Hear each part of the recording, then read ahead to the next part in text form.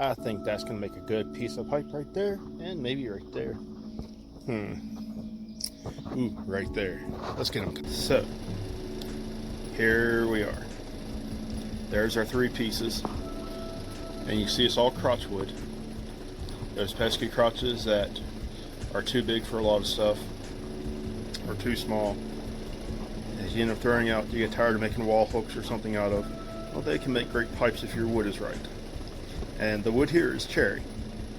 It's some black cherry. That's just some beautiful, beautiful stuff. And it makes a beautiful pipe. When they smoke this and the wood's seasoned out, if I've done my job right, they'll smell a barbecue going on. No lie, this wood will smell like a really great barbecue. So here it is. Now the next thing to do is to drill the holes in the ends. Here, we're going to drill that pith right out of there, and we're going to hollow this out. We can do that with the drill, with a taper bit. You can take your knife, you can clean it out, all that fun stuff. And what I'm going to do first of all though is I'm going to get my stems in all 3 of these. I'm going to get that part of the pipe right there into all 3 of these mutts. Very important point. So remember, always, it's like carving a kuksa. If you're part of the green woodworking crowd watching this, you always want to sneak up on it. Now you'll see that my shoulder there is not square. You'll see it right here. That part right there is not square. So we're going to take our little Japanese saw here, our little cheapie, and we're going to cut that square so that this stem can go in there nice and square. You see, that's not going to be square. I don't like that. Let's fix it. Should have done it on a better surface, but you can see now that that is better. Any fine tuning we can do with the knife. And I was asked how I did this, so got a 5-point knife, and just gonna take that, drill with that knife. Just have a taper hole, because these came in metric, and I don't have metric drill bits, so.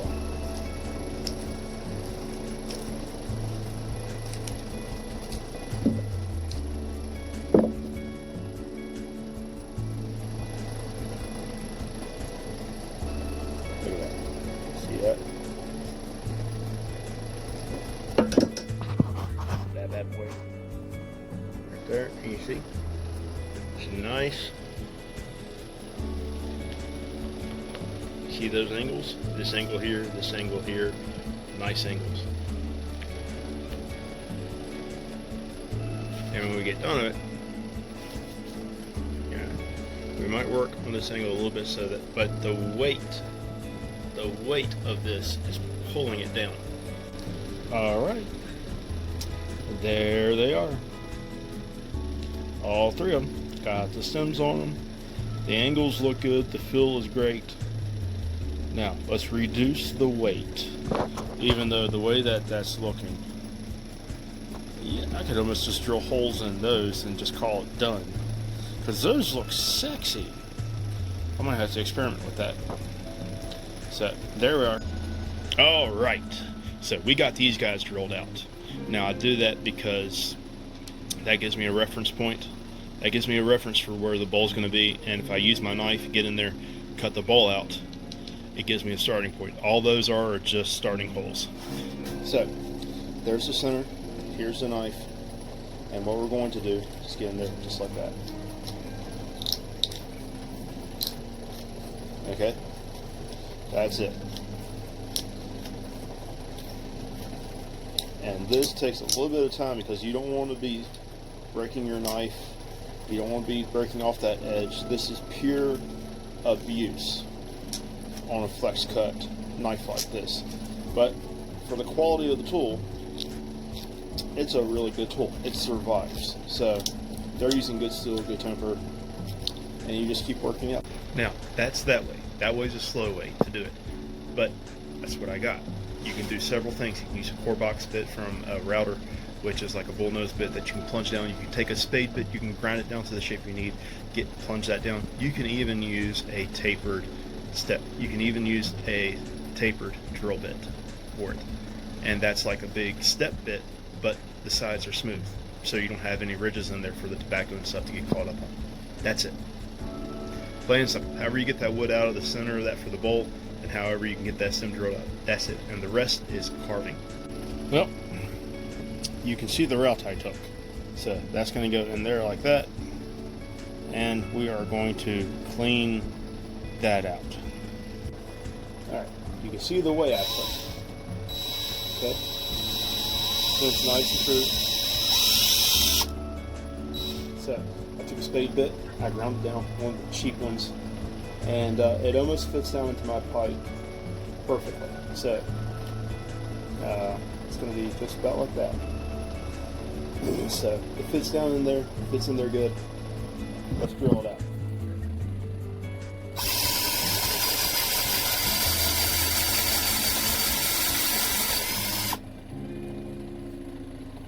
Yeah, so much better.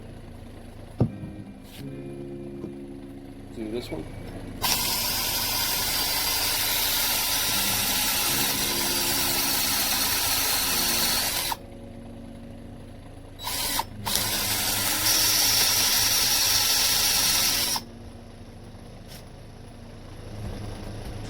So that's what we want right there.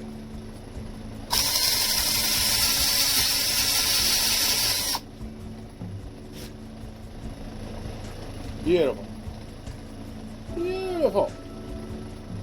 I think I like that way a little bit better. Test it. Let's test it.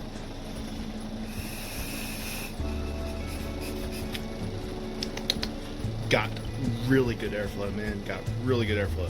So here's that. You can see the hole in the bottom. And there's that. So do all the drilling, get all that done before you finish carving. Because if you finish carving and you got that ugly mess, you can't trim it off. So leave yourself room.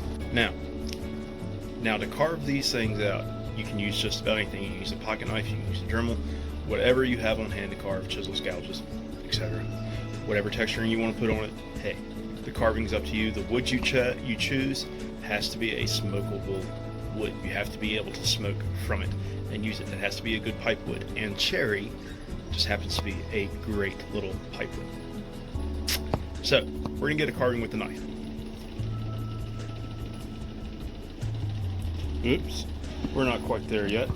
Let's do it one more time. And there it is, the completed pipe. Get that boat, stand it on up. Look down that thing, there's the hole drilled perfectly, just right on the side, met up beautifully. Look at the grain of that thing. That's just got a sexy flow to it. Back this up so you can see that. Look at that. Somebody say money shot.